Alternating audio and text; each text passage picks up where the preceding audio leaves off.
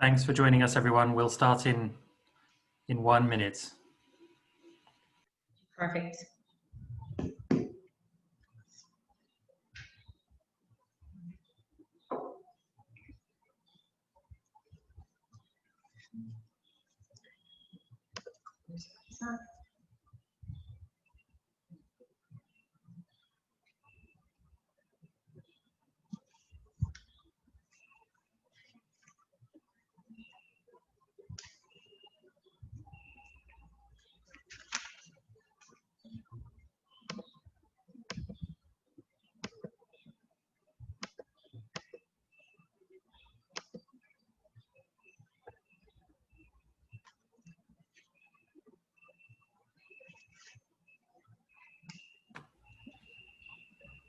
Okay, well, why don't we get started?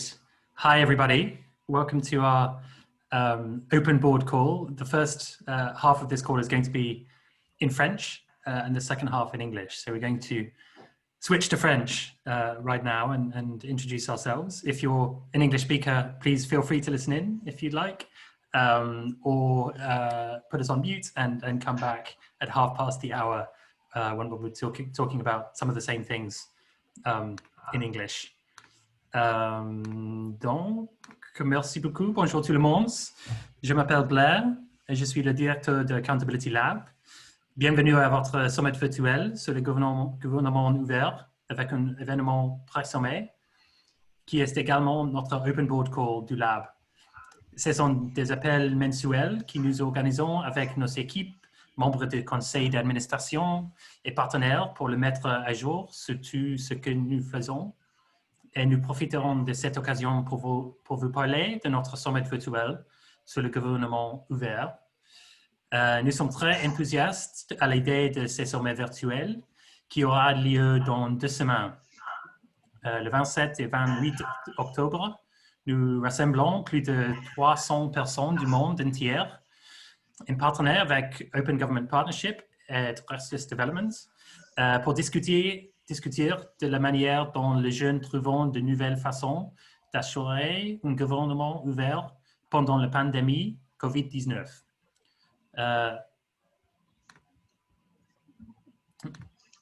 Excusez-moi. Pardon. Nous aurons plus de 30 sessions couvrant de nombreuses thématiques et ce sera une occasion fantastique d'apprendre, de partager des idées et de créer de nouveaux liens. Nous vous encourageons à vous inscrire en cliquant sur le lien que ma collègue Katie affichera dans la boîte de discussion Zoom.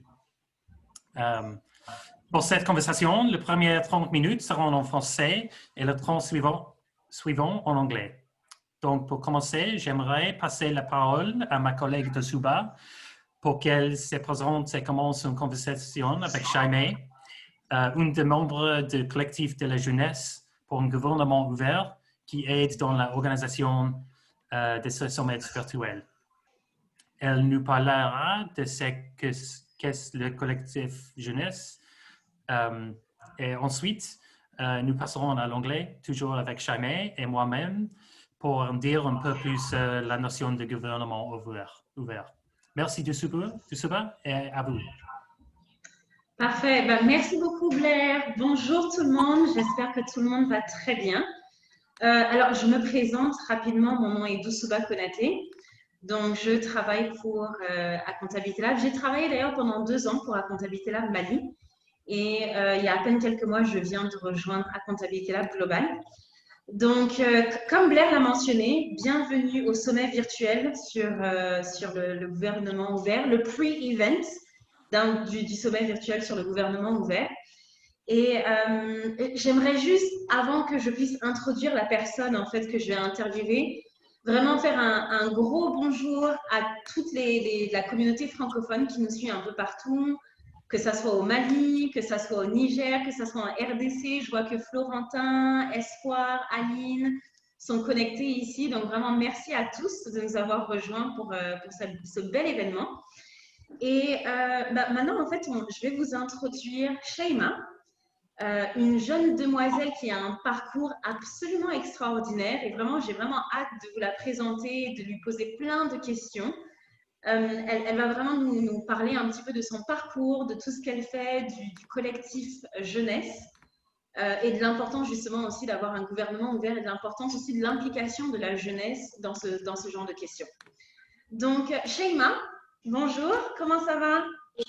Ça va très bien, je suis très honorée d'être parmi vous, je suis très contente pour cet appel. Ouais, génial, mais écoute, moi aussi je suis très contente de te retrouver ici. Donc, comme j'ai dit, j'ai commencé un petit peu à vendre la mèche parce que j'ai dit que tu as un parcours absolument extraordinaire et c'est vrai que c'est le cas.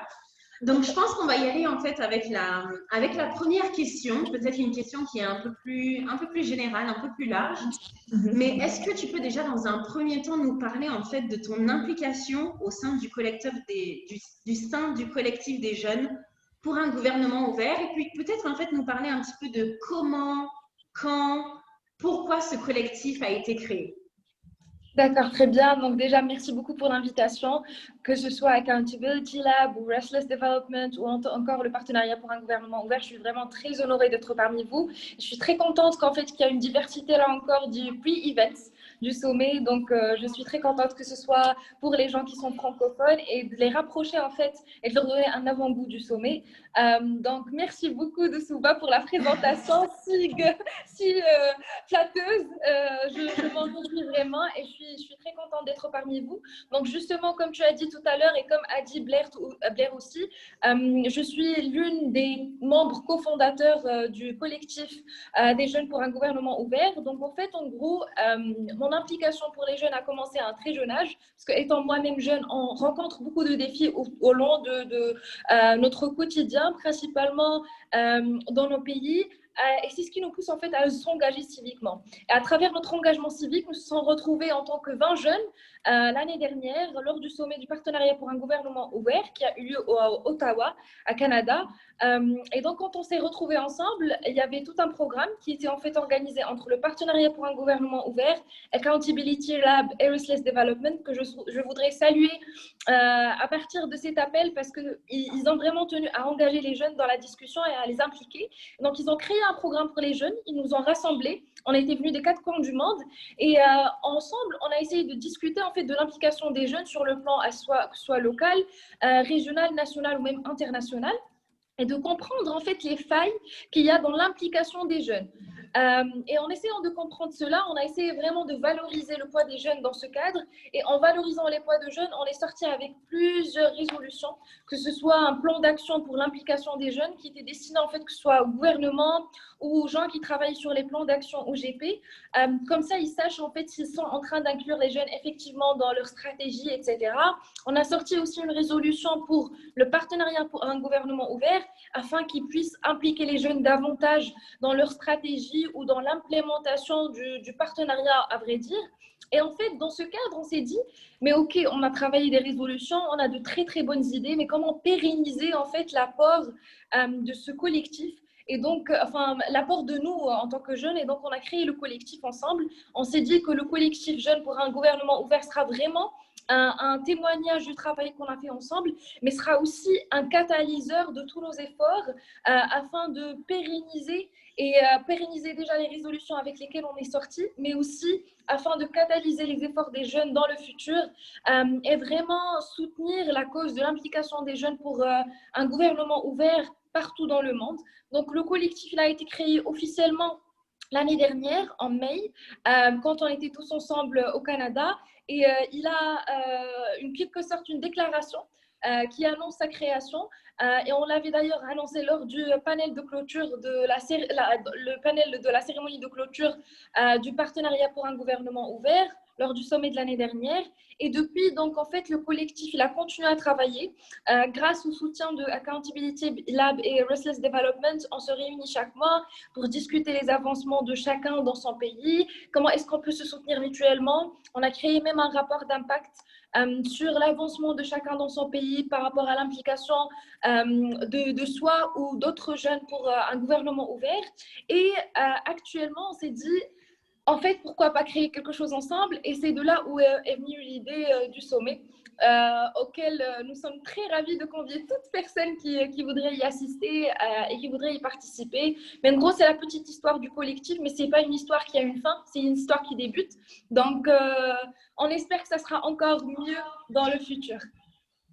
Génial, merci beaucoup. Peut-être revenir sur un petit point rapidement parce que tu as mentionné quand même qu'il y avait des jeunes qui viennent de différents pays et Oui. vous êtes justement dans cette espèce de communauté-là où vous vous rencontrez tous les mois, vous discutez ensemble des avancements respectifs dans chacun des pays. Est-ce qu'on peut savoir dans combien de pays sont justement touchés par ce collectif jeunesse? Donc, si je me rappelle bien, déjà l'année dernière, on était 18 pays qui étaient, enfin non, moins de 18, je crois qu'on était 16 pays qui étaient présents. Mais en fait, l'avantage, c'est que même avant l'année dernière, il y avait un autre sommet qui avait eu lieu en Géorgie. Et là encore, il y avait des jeunes qui étaient invités. Donc, ensemble avec ces jeunes-là, on peut dire qu'on est plus d'une vingtaine de pays présents dans le collectif, qui est très bien, mais on souhaite en fait inviter encore plus de personnes et avoir un peu plus d'élan un peu partout dans le monde. Donc, on est toujours en train de voir comment est-ce qu'on peut impliquer d'autres jeunes, d'autres parties du monde pour qu'ils fassent partie du collectif dans le futur. Génial, bah, je pense que c'est un bon point. Et puis justement, la jeunesse qui nous écoute, s'il y en a qui veulent se joindre, n'hésitez pas. Peut-être une autre question, parce que encore une fois, tout à l'heure, tu as parlé en fait des failles dans l'implication des jeunes, ou en tout cas, du moins des défis, les défis auxquels en fait le collectif de jeunes fait face. Donc, est-ce que c'est possible de parler un petit peu justement des défis auxquels vous faites face et d'essayer aussi de comprendre comment vous arrivez à surmonter ces défis-là? Oui, avec plaisir. Donc, en fait, par rapport à ce type de projet, par rapport au projet de gouvernement ouvert, il faut dire, c'est un projet qui est très, très ambitieux et c'est très difficile à réaliser, en fait, principalement du fait qu'il y a beaucoup de parties prenantes qui doivent être impliquées. Et c'est très difficile, certes, d'impliquer toutes ces parties prenantes. Toutefois, en fait, c'est ce qui fait qu'il y a beaucoup plus de défis et qu'on rencontre nous principalement en tant que jeunes. En fait, l'un des plus grands défis, je dirais, c'est qu'il n'y a pas exactement ou nécessairement des organes qui sont spécialisés dans le partenariat pour un gouvernement ouvert dans chaque pays. Du fait qu'il n'y a pas en fait un organe spécialisé ou une unité spécialisée, il est difficile à nous, jeunes, qui souhaitent s'impliquer dans le partenariat pour un gouvernement ouvert, à savoir à qui s'adresser. Donc là, c'est la première difficulté. La deuxième difficulté, c'est que même si on sait à qui s'adresser, si jamais il y a une unité, comme par exemple dans mon pays, il y a carrément tout un département dans un des ministères qui est chargé du partenariat pour un gouvernement ouvert, il y a un grand gap de communication entre nous et entre ces organes qui sont organisés, qui sont considérés institutionnels. Donc, la bureaucratie est très, très compliquée et la voix de la jeunesse n'est pas nécessairement valorisée ou vu comme un point ajouté ou comme quelque chose qui a une valeur ajoutée. Donc là encore, au-delà du gap de communication, il y a aussi le défi de faire ses preuves et de démontrer en fait l'intérêt et l'importance d'impliquer les jeunes. Des jeunes en fait qui sont plus en contact avec les sociétés vulnérables, les populations vulnérables, qui ont plus de connaissances sur la communication aujourd'hui sur les réseaux sociaux qui s'est vu comme déterminante en période de pandémie, etc. Donc ça aussi d'un côté. D'un autre côté, en fait, même au niveau des organes institutionnels qui sont chargés de tout ce qui est partenariat pour un gouvernement ouvert, il y a très peu de communication sur leurs actions. C'est-à-dire que même s'ils font beaucoup d'événements, même si les jeunes peuvent être intéressés, on ne sait pas où trouver l'information et eux-mêmes ne communiquent pas de manière qui est vraiment claire et transparente pour pouvoir impliquer les jeunes. Et pas que les jeunes, en fait, pour pouvoir impliquer toute partie prenante. Donc, tous ces défis, en fait, rassemblés font qu'aujourd'hui, les jeunes, ils participent très, très peu à tout ce qui est partenariat pour un gouvernement ouvert, malheureusement. Toutefois, il faut dire que au-delà de la participation institutionnelle ou de manière officielle des jeunes, les jeunes continuent à se battre, continuent à essayer de réaliser beaucoup d'actions ou à réaliser beaucoup d'activités dans ce cadre. D'ailleurs, il y en a beaucoup en fait qui ont eux-mêmes cherché à comprendre c'est quoi l'OGP, qui ont eux-mêmes cherché à sensibiliser les gens à ces valeurs de transparence, à ces valeurs d'ouverture, aux valeurs que l'OGP en fait continue à plaider pour. Mais quand même, en fait, avec tous ces défis, ça reste très, très difficile. D'accord. Merci beaucoup. Alors, donc, on voit quand même qu'il y a toute une liste de défis quand même qui est présente. Est-ce que en termes d'impact ou du moins de valeur, en fait, qu'est-ce que le collectif des jeunes apporte même au sein des communautés? Donc en fait, l'avantage qu'il y a déjà, c'est que le collectif des jeunes rassemble vraiment des jeunes de partout dans le monde et ce n'est pas des jeunes qui ont été choisis de manière anodine. C'est-à-dire qu'on n'a pas juste choisi des jeunes au hasard et on les a mis ensemble et on s'attend à créer un impact. En fait, on est tous des jeunes qui sont actifs à la base dans leur communauté, qui connaissent leur communauté et qui ont fait beaucoup d'activités dans le cadre de leur communauté, que ce soit pour tout ce qui est objectif de développement durable, comme moi-même, que ce soit pour tout ce qui est transparence, que ce soit pour tout ce qui est partenariat pour un gouvernement ouvert, des fois même de manière un peu plus directe, que ce soit en termes de recherche, dans le cadre de la transparence, etc., dans les gouvernements. Donc, en fait, cet avantage fait que aujourd'hui, avec ces jeunes qui sont à la base actifs dans leur communauté et qui sont réunis pour créer de la valeur ajoutée ensemble, il y a un échange en fait de connaissances, il y a un échange de contacts et il y a un échange d'expertise. Deuxième des choses, c'est qu'en fait, on fait partie de différentes organisations, donc chacun fait partie d'une organisation. Il y a ceux qui font partie de Transparency International, par exemple. Moi, je travaille dans une fondation allemande. Il y a d'autres qui font partie d'organes gouvernementaux et institutionnels dans leur pays. Et du fait qu'on est tous internationalement exposés, fait qu'en fait, il y a beaucoup d'opportunités de collaboration qu'on essaye de créer ensemble, pas que pour nous-mêmes, mais aussi pour nos communautés. Je peux citer l'exemple du fait que, par exemple, j'ai essayé de faciliter la participation de beaucoup de jeunes au-delà du Maroc, en dehors du Maroc.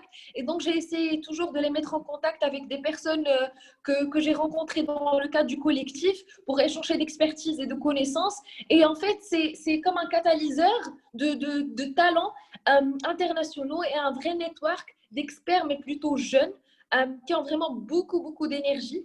Et en même temps, en fait, au-delà de ces activités qui se font sur le plan local, je peux mentionner le sommet comme un exemple de réussite qui est vraiment phare que j'espère que vous allez le témoigner tous ensemble et qui d'ailleurs, en fait, a été réalisé grâce à cette implication de ces jeunes ensemble et qui est une valeur ajoutée pour leur communauté de manière directe ou indirecte, parce qu'il y a beaucoup de jeunes qui sont partout dans le monde actuellement et qui ont entendu du sommet grâce à l'implication d'un membre de leur communauté dans la création ou dans l'organisation, etc. Donc, franchement, l'impact, il est grand. Je vais dire démesurable carrément, parce qu'on ne peut pas vraiment dire à quel point l'impact peut aller. Mais je sais en fait qu'à travers ma participation, par exemple, j'ai pu mobiliser beaucoup de gens, j'ai pu sensibiliser beaucoup de gens à ce que c'est le partenariat pour un gouvernement ouvert.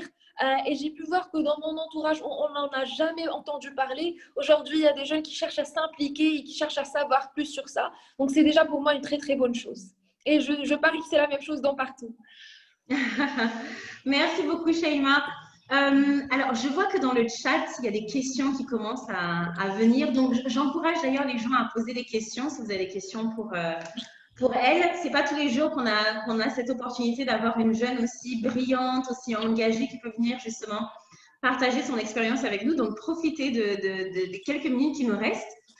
On va y aller juste avec une des questions qui est là dans le chat. On veut en fait se projeter un petit peu dans l'avenir. C'est sûr que c'est quelque chose quand même qui est très récent, mais qui a beaucoup d'avenir quand même devant soi, donc c'est absolument magnifique. Justement, il y a Blair qui demande: que pensez-vous que le collectif, en fait, qu'est-ce qu'il pourra faire dans l'avenir?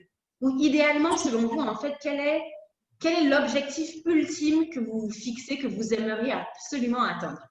Donc déjà, en fait, je ne vais pas dire que je vais parler au nom de tout le collectif, mais je vais parler en mon nom par rapport à mon ambition personnelle, parce qu'en fait, quand on était tous ensemble et qu'on allait quitter, après avoir passé tout un programme ensemble, moi, je tenais à avoir quelque chose qui nous retient ensemble, qui nous garde ensemble au-delà d'un groupe WhatsApp. Donc, je voulais vraiment créer quelque chose qui va être périn et qui va vraiment savoir nous rassembler et savoir nous aider à créer de l'impact. Donc, en fait, moi, mon ambition personnelle à travers le collectif, c'est que le collectif soit un outil de plaidoyer plus tard. C'est-à-dire que ce soit une organisation qui est vraiment reconnue et qui pourra vraiment faire le plaidoyer pour l'implication des jeunes, que ce soit au niveau de l'OGP directement, donc au niveau des organes représentants de l'OGP ou au niveau national, au niveau des pays. Parce qu'il faut dire que quand on était à Ottawa, moi, personnellement, j'ai essayé de faire beaucoup de plaidoyer et à chaque fois on essayait de provoquer des questions et des discussions autour de la présence des jeunes, pourquoi les jeunes ne sont pas parmi vous, est-ce qu'il y aura des jeunes dans le futur qui feront partie de l'assemblée de l'OGP, etc. Et franchement, il y a eu un changement par la suite parce qu'ils ont compris qu'ils ont besoin des jeunes et qu'ils doivent les impliquer. Donc à ce niveau, c'était une bonne chose de provoquer la discussion. Mais moi, franchement, ce que j'aimerais ou ce que je souhaite qui se passe dans le futur, c'est qu'on ne provoque pas que des discussions, mais qu'on ait vraiment quelque chose, on ait un outil de plaidoyer qui soit fort et qui oblige les gouvernements à impliquer les jeunes par le biais du collectif. Donc, le collectif soit vraiment un organe réel de consultation, un organe réel de plaidoyer pour vraiment l'application des jeunes pour le partenariat pour un gouvernement ouvert. Parfait. Merci beaucoup. Est-ce que justement vous avez des conseils à donner à d'autres jeunes personnes qui souhaiteraient justement s'impliquer, soutenir toute action qui a pour objectif justement la promotion du gouvernement ouvert? En fait, je vais donner un conseil plutôt général, pas uniquement par rapport au partenariat pour un gouvernement ouvert ou la promotion du gouvernement ouvert. Ce que je vais dire, c'est qu'il y aura beaucoup de défis sur la route et vous allez remarquer qu'en fait, il y aura des personnes carrément qui devraient vous soutenir parce que vous êtes là pour les aider, pour leur proposer des idées, pour vraiment valoriser la voix de la jeunesse et qui vont en fait ils vont vous dévaloriser, ils ne vont pas accepter le fait que vous soyez jeune et que vous soyez une force de proposition, mais franchement, pérenniser, continuer, persévérer, essayez vraiment de faire atteindre votre voix. Et si vous ne pouvez pas le faire à de grands niveaux, essayez à la limite au niveau grassroots, au niveau de vos communautés, parce que croyez-moi, sur le long terme, vous allez être reconnus au bout d'un moment ou d'un autre. Et là, vos actions, en fait, ils vont vraiment avoir plus d'impact que juste des mots ou un plaidoyer qui soit un peu général qu'avec des mots. Donc, soyez vraiment dans l'action qui est plutôt locale, à votre niveau. Et j'espère vraiment que ça va marcher pour vous. Et ayez au-delà des défis que vous allez rencontrer, vous allez en rencontrer plusieurs. Et c'est surtout par rapport aux gens qui vont vous dévaloriser, qui ne vont pas croire en vous parce que vous êtes jeune. Donc franchement, allez au-delà de ça et essayez de commencer par votre communauté pour aller encore plus loin et d'avoir un impact qui est vraiment symbolique dans des actions plutôt que des mots. Merci beaucoup, Chaimae. Je pense que franchement, ce sont des paroles qui sont très... Vous venez de toucher un point quand même qui est extrêmement important. Et je pense que ça, c'est quelque chose qu'on peut, en termes de développement personnel, c'est quelque chose qui va se mettre sur le chemin de tout un chacun. Là, c'est sûr qu'on parle beaucoup de la jeunesse. Donc, on parle des défis qui vont se mettre sur notre chemin.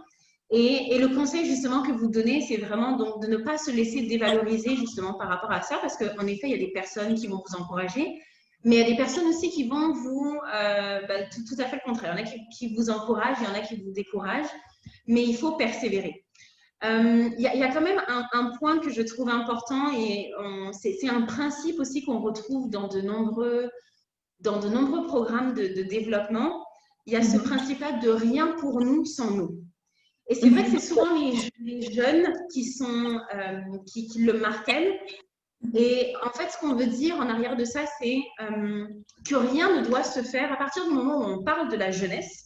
S'il y a des politiques qui doivent toucher la jeunesse, c'est important que la jeunesse soit prise en considération, que ce soit en termes de consultation, que ce soit en termes de prise de décision.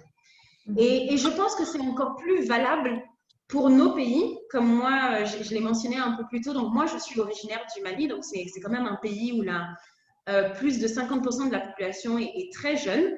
Si on regarde même sur le continent africain, donc on est le continent aussi avec la population la plus jeune, donc encore plus c'est important justement pour que de l'implication en fait de la jeunesse dans toute décision qui doivent nous concerner. Donc ça, je trouve que c'est quelque chose qui est absolument important. Je ne veux pas non plus trop monopoliser la parole et puis peut-être vous laisser quand même un petit mot de conclusion avant qu'on passe à la seconde partie de l'entrevue qui va être un peu plus, qui va être anglophone tout simplement, qui va être anglaise. Si vous avez encore d'autres conseils ou d'autres choses à dire à tous nos auditeurs, je pense que c'est l'occasion. Je crois en fait ce que tu as dit tout à l'heure, Doussouba, est vraiment très très réel et très pertinent. Rien pour nous sans nous est très très expressif. Surtout qu'on voit que dans nos gouvernements, comme tu as dit, il y a beaucoup de stratégies qui sont faites par les jeunes, enfin pour les jeunes, mais dans lesquelles les jeunes ne sont jamais impliqués. Donc en fait, mon conseil, c'est que si vous voulez vraiment amener des actions plus loin, que ce soit des actions pour les jeunes, pour les femmes ou pour autres populations, essayez vraiment d'impliquer ces populations, essayez d'en faire une force de proposition, essayez de les impliquer comme réelles parties prenantes, parce qu'à moins que vous le fassiez, ils vont pas prendre vos stratégies, ils vont pas prendre vos décisions et vos décisions ne seront pas adaptées à ces groupes cibles. Donc, s'il vous plaît, faites-le. Et en fait, il y a quelque chose que je mentionne toujours où je dis il y a une citation qui dit « Si jamais vous n'êtes pas sur la table, c'est que vous êtes sur le menu ». Donc, jeunes, n'acceptez pas d'être sur le menu, essayez toujours d'être sur la table. Et si vous persévérez, c'est certain que vous allez réussir. Donc, très, très bon courage. Et si vous avez besoin de quoi que ce soit, donc il y a le collectif pour vous, il y a moi qui est pour vous, il y a plein d'organisations comme Accountability Lab, encore Restless Development qui font beaucoup de programmes pour les jeunes, qui essaient vraiment de nous impliquer à fond. Donc, continuez à le faire et soyez certains qu'il y a des personnes comme vous quelque part dans le monde et qui se battent tout comme vous. Donc, essayez aussi de vous connecter et chercher de l'aide si vous en avez besoin et je vous souhaite très, très bon courage. Merci beaucoup. Alors, mon Dieu, j'adore cette citation. Donc, si vous n'êtes pas sur le menu, si vous n'êtes pas à la table, ça veut dire que vous êtes sur le menu. Donc, waouh, c'est très, en effet, c'est très parlant. Et ça montre à quel point, justement, en fait, c'est important de s'impliquer. Pourquoi? Parce qu'en fait, on est les premières personnes concernées. On parle principalement de la jeunesse, hein, mais encore une fois, ce sont des problématiques qui peuvent être transposées, que ce soit environnementale, qu'on parle de la lutte contre la corruption, qu'on parle de la promotion de la bonne gouvernance. Finalement, en fait, si on ne s'implique pas, on va tout simplement juste subir les conséquences. D'où l'importance en fait de s'impliquer et d'avoir vraiment d'avoir notre mot à dire. Et encore une fois, oui, c'est sûr que tout n'est peut-être pas là pour nous faciliter les choses, mais c'est à nous en fait de vraiment d'aller frapper à la porte pour qu'on puisse avoir une place justement à cette table de concertation. Donc Chaimae, merci beaucoup. Alors, je pense qu'il y a une dernière question, peut-être si on peut avoir quelques minutes. Peut-être même pour encore plus pousser. C'est-à-dire qu'on sait qu'il y a certains jeunes qui ont envie de s'impliquer, mais qui ont une certaine réticence. Et ça, cette réticence-là, elle peut venir de toutes sortes de raisons. Hein. Peut-être que le contexte aussi n'est pas approprié, ou peut-être que les gens autour aussi n'encouragent pas, mais un autre conseil que vous pouvez donner en fait pour que la jeunesse vraiment s'implique en fait pour un gouvernement ouvert, même s'il y a une certaine réticence qui est là autour de nous. En fait, on est là pour motiver, hein, donc motivons la jeunesse. En fait, je vais juste donner un exemple tout simple, tout bidon. J'étais dans un bootcamp il y a 2 semaines. Et en fait, le premier jour, bien évidemment, on fixe nos attentes, on met nos craintes, etc. Et il y a par rapport une fois on s'est mis d'accord sur ça, on va fixer le programme. Donc là, il y a bien évidemment dans tout groupe, tu as 2 personnes qui parlent le plus, tu as les personnes que tu ne vas même pas entendre parler, tu as les personnes qui parlent que si c'est vraiment nécessaire.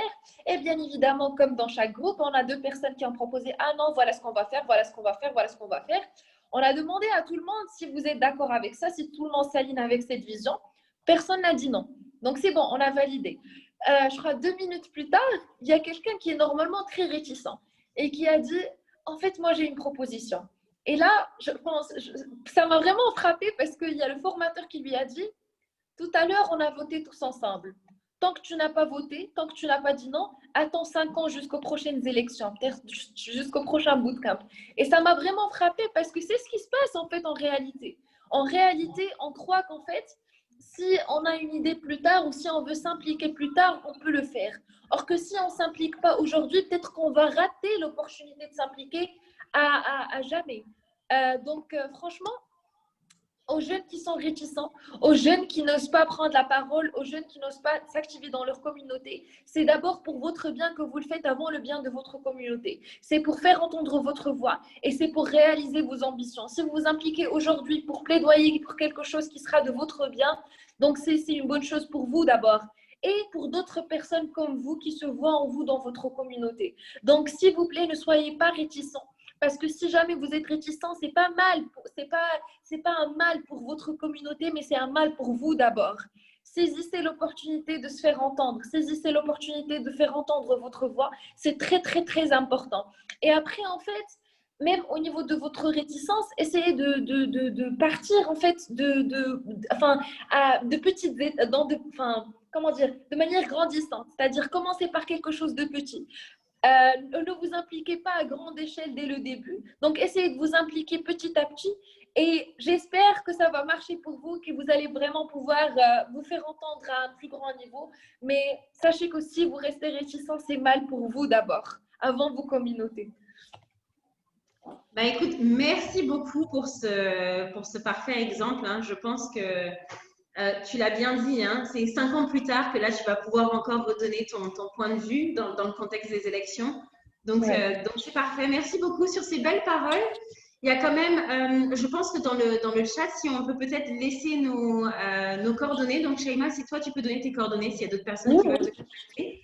Moi aussi, je vais laisser mes coordonnées. J'ai commencé à les écrire et je pense que j'ai appuyé sur Enter et c'était pas complet. Donc, je vais remettre mes coordonnées dans le chat. Et merci encore, Chaimae, vraiment merci pour tous ces conseils-là, pour ces belles paroles de sagesse, ces encouragements qui sont valides pour tout le monde, pour la jeunesse, mais pour absolument tout le monde. Je pense pour toute personne qui a ce désir-là, en fait, de vouloir s'impliquer au sein de sa communauté. Et sans plus tarder, je pense que je vais laisser la parole donc à Blair, le directeur d'Accountability Lab, ainsi qu'à Chaimae également pour la partie en anglais. Donc voilà, merci encore et n'hésitez pas, le chat est là s'il y en a qui veulent poser des questions. On reste encore disponible. Donc voilà, merci. Merci à toi, Doussouba. Et actuellement, on passe à Blair, quelqu'un de très inspirant pour vous tous, je suis certaine, qui sont dans le col. Donc, Blair est le directeur de Accountability Lab. Et il sera avec nous aujourd'hui pour nous parler un peu plus du sommet et de l'importance de l'implication des jeunes, que ce soit pour lui personnellement ou dans le cadre du sommet. Donc, Blair, we're going to switch to English. How are you, Blair? How are you feeling? Fine, thank you. I was really inspired by that conversation and just so glad we could bring together some of our Francophone friends to listen in and to hear about your experiences, Chaimae, and the development of the Youth Collective. It was excellent. Thank you. Thank you. Thank you so much. So Blair, without further ado, I'm gonna ask you one first question that I personally am very intrigued by, but I bet a lot of people are intrigued by as well, and which is, how did your engagement evolve with OGP? How did your engagement even start with OGP, and how does it continue to grow today? Yeah, thanks so much, and thanks everyone for joining and listening in. We're very excited about our upcoming summit. We'll talk more about that in a minute. But OGP, as some of you may know, is just over 9 years old. And when OGP was starting, I was also beginning to think about setting up our organization, the Accountability Lab. And at that time, there was a lot more optimism about open government. There was a lot more energy around some of these issues in different ways. And we can talk about how that's changed or how things have evolved, maybe. But I was keeping a close eye on what was happening and who was doing things in terms of open government and accountability and anti-corruption. And as I said, was just setting up the Accountability Lab. So I knew about OGP You know, I am a former young person myself, and the Accountability Lab was really looking at how to engage young people in open government and in accountability. And as I was doing this, I was talking to young people and youth all over the world and saying, what are your challenges? What kind of help do you need? And what kind of support could the lab provide? And almost unanimously what they said is, we want our governments to be more responsible. We want them to be more accountable. We want people in power to be less corrupt, because we know that those are really the core issues and the causes of all of these other problems that we face. So that's what the Accountability Lab began to do, is work with these young people to look at these issues and find creative responses. But as we were doing this, I was thinking about how we could link all of these amazing young people on the ground in places where these challenges existed to their governments and to international policy efforts that could help shift the systems that exist. And OGP has become one of those. The other thing we really wanted to do was connect civil society activists and young people outside government with young people within government to really build this coalition and build an ecosystem for open government. And again, that's exactly what OGP does. As you know, it co-creates action plans and commitments between governments and civil society to collectively push for the change that's needed. So there was a lot of synergy between Accountability Lab and what we were doing and what OGP was doing in a slightly different way. So we began to work at the country level with our amazing teams all around the world on OGP action plans. In Liberia, we're now supporting the third plan there, and our team has been leading the steering committee to develop that plan. In Nigeria, our team is leading the inclusion working group of the OGP process. We've been involved in South Africa, in Pakistan, in Mexico, and even in some countries that haven't yet become eligible or haven't yet signed up for OGP, like Nepal. So we've been really working quite hard for the last 5 or 6 years at the country level, but also engaging in the conversations at the national and international level through OGP. We've helped to develop the Youth Collective, which we'll talk about a bit more, and that you very eloquently talked about a few minutes ago. And so recently I was lucky enough to be selected for the steering committee of OGP, which is very exciting. I've just started as of the beginning of October. And so I'm very excited now to be involved at that strategic level with the organization, and to support the new co-chairs, Maria Baron and the government of Korea, to focus on their priorities for the next few years. And one of my really central priorities is inclusion of OGP as a whole, not just the commitments, but also the process. And youth is such an important part of that. As you talked about, youth are really the decision makers of now, not of the future. There are more young people in the world than ever before, and we have to make sure that this process engages them and draws on their energy and ideas to support open government. So that's a big piece of what we're trying to do now, and through the Youth Summit that's coming up. Awesome, thank you so much, Blair. And go back on a few things that you actually said. One thing that I'm interested to know is, you talked about the Youth Collective. How did you live the creation of the Youth Collective? How do you see it today as a project? So the Youth Collective is amazing, and it's allowed me to meet people like you and to learn from some of the other incredible young people that have come through this process. And to everyone listening, if you'd like to be part of the Youth Collective or get more engaged in this effort, let us know. You can be in touch with me or with Chaimae or Doussouba, or the Accountability Lab and Restless Development. We, for a while, were, as I mentioned, thinking about young people in accountability and open government, and began talking a few years ago with Freya and the Restless Development team about really trying to bring an organized group of young people to the Open Government Partnership Summit, which in 2018 was in Georgia. And we managed to do that. It was amazing. We brought 15 young people to Tbilisi for the summit for 3 or 4 days. They were from all over the world. They talked to policymakers and ministers and took part in discussions and panels. And I think this was really important for three main reasons. One is that they made connections with their country counterparts from government that they could then take back to their countries and really use to push for youth inclusion in their own contexts. Another was it allowed them to advocate for their views and to have their voices heard in a very big international meeting, which was incredible. And third, it allowed them to share ideas with each other, to collaborate, to develop new relationships around the world around these kinds of issues. So it was amazing. We made a really good video about that, which is online. We can send people the link. And so the following year in Ottawa, as you know, we organized a second youth collective meeting. We organized a boot camp for, I think you said it was 16 people, but it was certainly at least 12 to 15 different countries, representatives from all OGP regions. We had an amazing 2 days brainstorming around open government issues, learning about how we could build a movement, how we can ensure youth voices are heard in the OGP process. And then the collective played a fantastic role in the summit itself.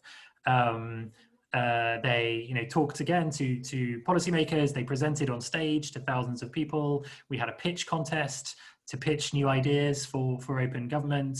They met steering committee members. So it was an amazing opportunity for us to be part of all of this. And I, again, as a former young person, was lucky enough to tag along and listen and learn and see how the collective has evolved. At the end of that summit in Ottawa, you guys put out this youth declaration and power plan, which really nailed down some ideas and commitments around how young people can be involved in OGP. And you talked a bit about your experience and the way that you are all still connected. But to see the way that some of the youth collective have gone on to do amazing things on open government around the world is really inspiring. There was a young lady called Amal from Jordan who subsequently joined her Ministry of Planning and Foreign Affairs in the OGP unit. So she's researching this stuff now, which is really cool. There was an amazing young woman from Indonesia called Ratu, who's working with OGP Indonesia to create a youth assembly, which is awesome. There's Renata, who we heard from in a previous pre-summit event last week in Brazil, who's an open government agent for her municipality. So all sorts of incredible things are happening, and amazing people have become part of this movement, if I can call it that. And so that's how it's evolved. I've been involved really in the background, helping to support this along with my amazing colleague, Katie, in particular, who's also a member of the collective. And so now we've reached the point where we are going to host this OpenGov Youth Digital Summit in 2 weeks. And this is the next step in the evolution of this process. Awesome. Thank you so much, Blair. And I want to go back to something else that you've been mentioning since the beginning that I think a lot of people would be interested in knowing more about, which is you said now that you joined the steering committee, you're looking forward to implicate youth on all levels, including in processes, etc. So I'd like to know, why is it important to include youth in a general way, but why is it important also to you personally, besides the fact, of course, that you were a young person once? Yes, and feel free, anyone that's listening or watching, to put your thoughts on this question in the comment box. We would love to hear what you think as well. I mean, for me, there are lots of obvious reasons, I think, why young people have to be heard and have to be part of this process. You are the leaders of now, not of the future. We know the demographic trends. Young people now represent, almost half of the global population, and the majority of the population in many developing countries in particular. I think we had some of our colleagues from Niger listening in to the first half of this call. In Niger, the average age is now 17 years old. So this is just demographically a population and a group of people that we have to involve. We have to make sure their voices are heard. We have to ensure that they are part of policy making, and that the challenges that young people face are addressed.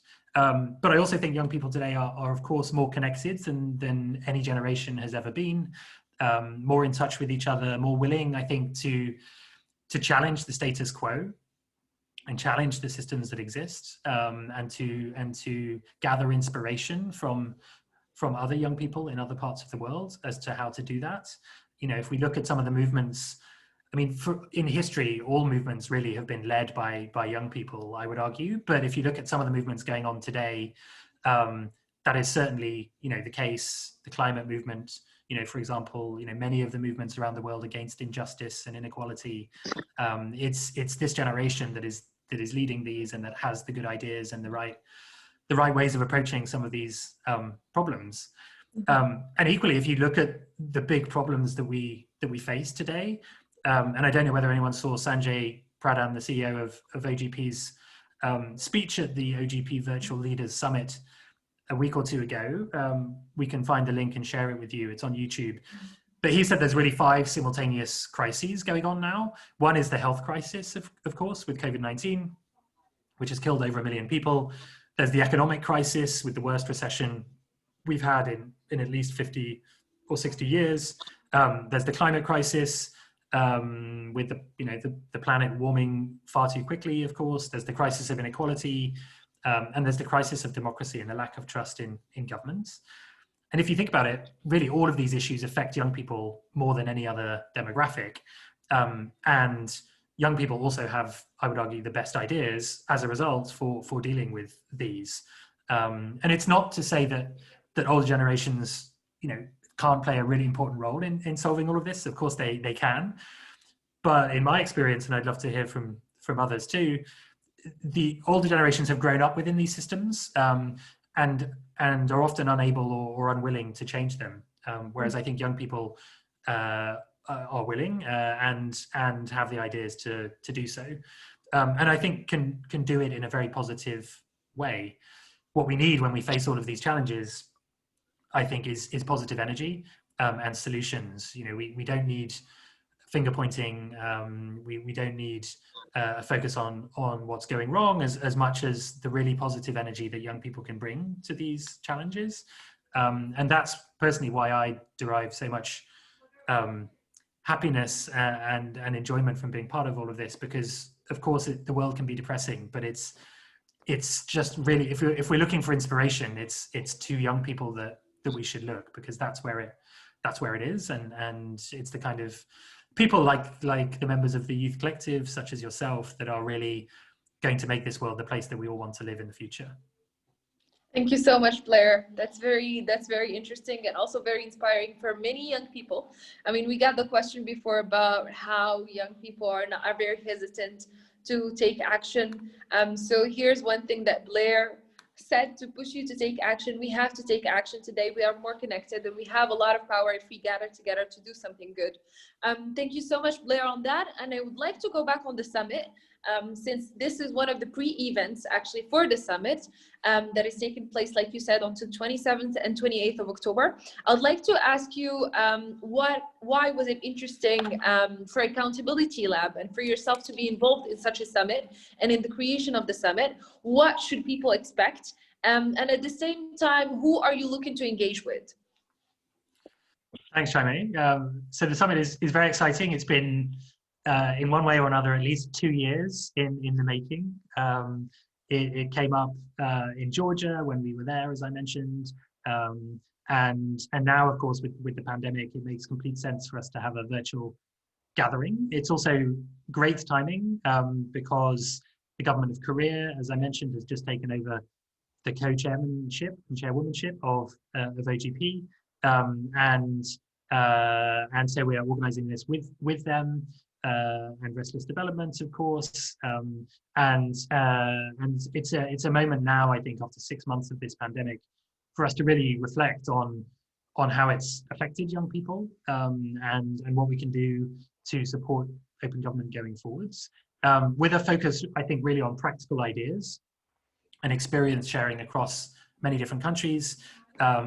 Registration is open. I think you've seen the link in the chat. Hopefully, we would love everyone to sign up. We've had well over 300 people already from all over the world. Katie and our team are putting together a very cool participant map for this, which is great to see, because you really can see visually where it is that people are coming from, and how this movement has grown globally to every single corner of the world. And so there are three themes broadly of the summit, which correspond to the themes that the co-chairs of AGP are looking at this year, which are public participation and civic space, anti-corruption, and digital innovation. So we have over 30 sessions, I think, across 2 days in all time zones, and in a number of different languages, including French and Spanish. So we're really trying to make this as inclusive as we possibly can. It's going to be fun and dynamic. It's not going to be, your usual boring Zoom calls and panels with people that don't know what they're talking about. It's going to be led by young people. It's going to be very interactive conversations. We have music as well. We have films. We have influencers within this space. For example, the Minister of Information from Taiwan, Audrey Tang, is going to join us, who is incredible and has done amazing things to fight COVID-19 in Taiwan, one of the countries that has dealt with this the best, I would argue. We have leading civil society voices. We have creative donor organizations. Actually about 80 organizations, I think I counted at least, as part of these different sessions, with really amazing grassroots young people from organizations like Youth for Sustainable Development in Kenya, to Mejiro, which is an amazing organization in Mexico, and then to bigger organizations like Civicus and HEVOS and Integrity Action. So tons of good stuff happening. Also lots of different kinds of sessions. There's brainstorming sessions. There's Q&A discussions, there's skills workshops if there's some specific skills that any of you would like to learn. We'll be putting out the agenda very soon, and you can sign up for each of the different sessions individually. We know that 2 days is a lot to commit, but you can drop in and out for the different sessions as you're available. So we're really hoping there's something for everyone, and it'll be an amazing set of conversations and a great community. And from here, we can really build out this youth collective at what as I mentioned, is a really critical time. And one more plug for this is that OGP is thinking now about its priorities. It's coming up on 10 years old. It's thinking about what to do in the next 10 years. And I would argue that youth voices, of course, need to be part of that. And this is the perfect time to influence this agenda globally.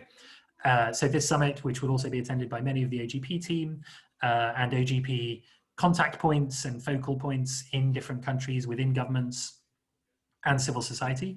It's a great advocacy moment. It's a great moment for all of you who have amazing ideas to make sure that those are heard and to really shape the way this moves over the next decade. Awesome. Thank you so much, Blair, for all the information you gave us around the summit. Now, I want to ask you about pre-events. Are we to expect more pre-events like this one in the future until the summit takes place? Yes. So we had one pre-event last week, which was a conversation with Freya. With Glynis, who was part of the steering committee before I was. That was amazing. She's done incredible work and is helping us to organize the summit as well. So that was fantastic. You can find the recording online. We have a Twitter chat coming up next week on October the 20th. I think you can see the details on the screen at 4 p.m. GMT on youth and open parliaments. OGP has been doing some really interesting research on young people and parliaments, and there will be a session during the summit on the pathways to parliaments for young people. So if you're interested in electoral politics and you really want to get involved in that side of things, then please tune into the Twitter chat. That will be all on Twitter. We'll all be there sharing ideas and thinking about those issues. And then the night before the summit itself, the 26th of October, or actually it'll be the morning American time, sort of early afternoon in Europe and Africa, and then evening in Asia. We have a OpenGov Digital Youth Concert, which is going to be amazing. We have some incredible artists from all over Africa and Latin America, who are going to perform some songs around all of these sorts of issues, participation, and citizen rights and open government, and then have a conversation about how arts and how music can be used to change ideas and to engage young people around important issues. So please tune in. I've heard some of the songs, and we have some seriously talented people, so that'll be a lot of fun. And then, of course, as everyone knows, the summit itself will start on the morning of the 27th. With an excellent opening session, which I would encourage everyone to tune into. We'll have the Government of Canada, but we'll also have Audrey Tang, who I mentioned previously, with some remarks, which will be fantastic. So lots kind of leading into this, and part of what we're trying to do with the summit is make sure that it's a process, not just an event. So often with these kind of events, everyone listens in and it's interesting, and then they go back to their day jobs and forget about it. And we really want to make sure that this is more of a process, so that the summit itself is just one step. So we will be planning, I'm sure, after the summit, depending on what happens, many other events and many other ways for young people to get involved and to support this cause. So stay tuned and please be in touch, if we can answer questions about any of these things in the meantime.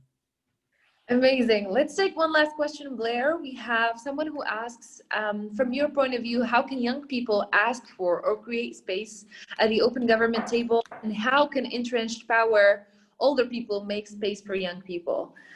So what would you think about that?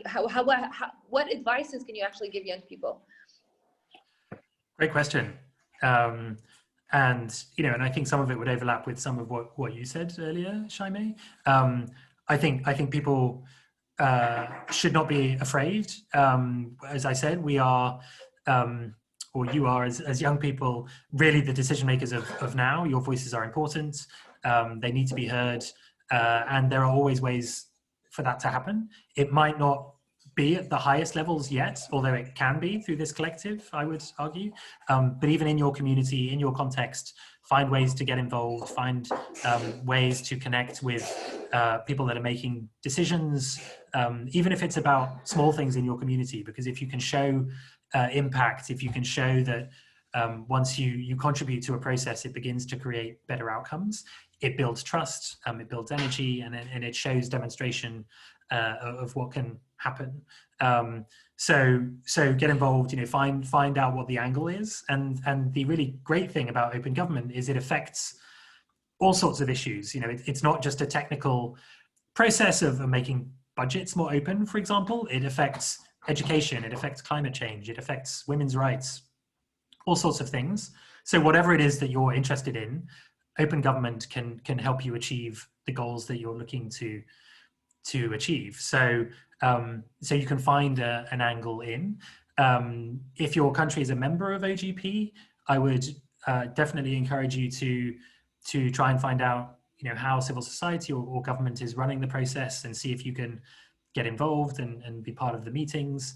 If there's a youth collective member in your country, I would encourage you to connect with them and learn from them and talk to them about their experiences. And we can maybe provide a list of what those countries are. And then when it comes to sort of the older generations, allowing space for young people, I would say to them, that needs to happen.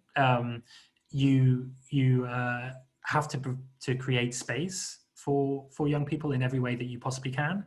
One of the best pieces of advice I ever received is the best thing you can do with power is to give it away. And I completely agree. If you're in a position of power, the best thing you can do is trust others and give that power away to others, because it's only by supporting others and lifting them up and giving them responsibility that we can create the collective change that we want to see. So that's what we're trying to do here. We're trying to shift power to young people and to future generations. And I would definitely encourage those who are already in power to help us do that. Awesome. Any last words, Blair? We're also overlapping with a question that we have over here around how can we actually push governments to join OGP or encourage governments to join OGP and promote OGP in our open government and OGP in our own countries? That's a great question. Thank you, Hedy. Yes, OGP, in order to be eligible for OGP, countries have to meet certain benchmarks and standards, and not all countries currently meet those standards. So I would encourage you to push them to do so. OGP is a framework, but you can, of course, work on open government issues outside that framework and push for the same sorts of results, even if your country hasn't signed up. So I would absolutely encourage you to do so. We have been doing that, for example, in Nepal, where Nepal is actually eligible. It meets the criteria for joining OGP, but the government just hasn't decided yet to do that. So we at the Accountability Lab and with other organizations have been advocating for that to happen, have been doing some research on why this is important and what it could do for Nepal. So I think making it clear to governments why it would be in their interests to join is a really good thing to do. You can explain why openness really helps improve service delivery, why it helps improve governance, why it helps save money. There are many, many reasons and lots of resources on the OGP website around all of this. So share those, bring people together, push for this as much as you can. And if we can help, please let us know. And we would really be happy to do so. And finally, the very next thing you can do is sign up for the summit. There'll be lots of ideas, lots of networks, lots of skills building that will help you take those next steps and push for OGP even more forcefully. Thank you so much, Blair. That's a great note to close on. Thank you everyone who attended this meeting, who attended this interview, and we hope we're going to see you soon in the summit. Blair, off to you. Thank you so much, everyone. This was a wonderful conversation. We are conscious of your time, so we'll end it here, but please be in touch if we can answer any more questions, and we hope to see you on the Twitter chat next week and at the summit. Thank you so much, everyone. Merci tout le monde. Merci tout le monde. Très bientôt. Bye bye. Bye.